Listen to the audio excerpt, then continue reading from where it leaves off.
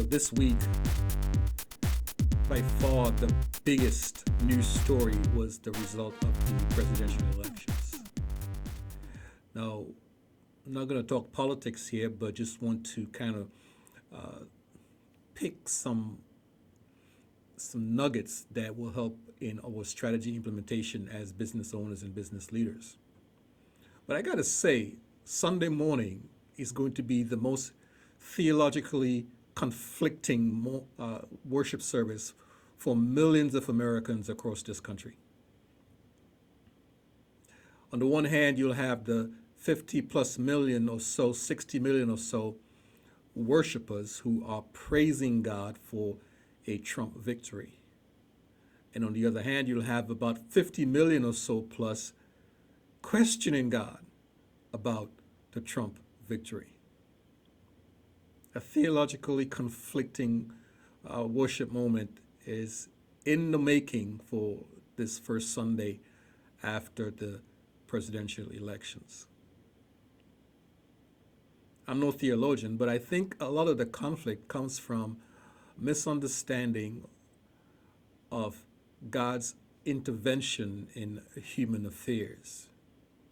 A lot of the stuff that we push off or abdicate to God in terms of the outcomes and results, not just in politics, but in life and leadership, business, family, social life.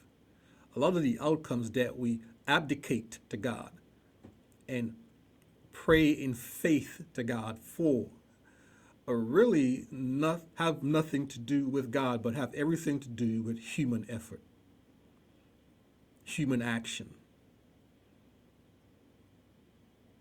and the reaction to our action. It's a human-driven chain of events that leads to 99% of the outcomes that we experience in life, whether it be political outcomes, business outcomes, leadership outcomes. But we have abdicated the outcomes to a divine being who intervenes and overrides and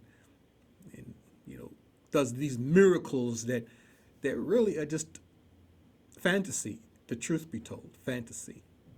But I'm no theologian, but I know it's going to be quite a conflicting contrast theologically come Sunday morning.